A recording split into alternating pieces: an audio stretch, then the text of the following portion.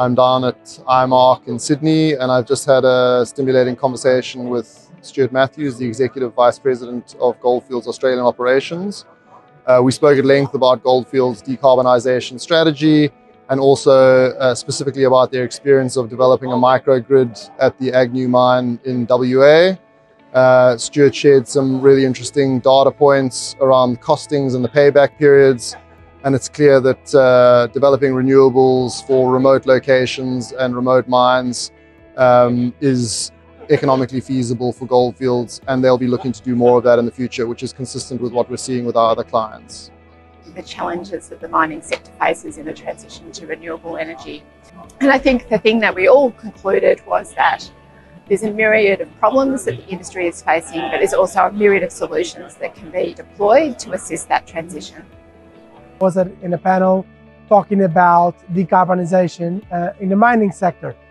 We talked a bit about the safeguard mechanism and how it will be a game changer for most miners in Australia.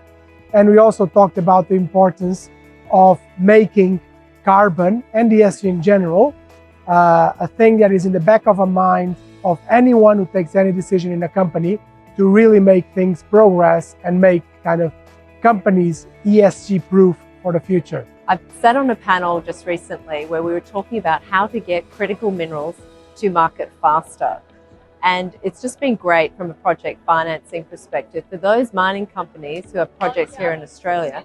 Thank goodness we are able to tap into NAIF and to Export Finance Australia, who've been big supporters, particularly of the critical minerals industry. It's great to speak as part of a panel at IMARC on returning mining prosperity to local communities. And the panel members all really agreed that the whole range of perspectives is really important in getting the right setting for future investment in mining. Junior explorers need to focus on getting their shop in order.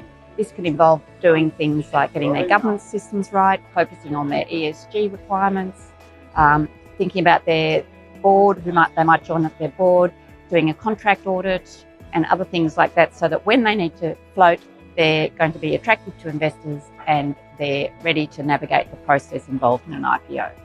I think for me, the real takeaways are, one, the importance of foreign investment in the hydrogen sector. It's a huge opportunity, but there's a lot to achieve in that regard.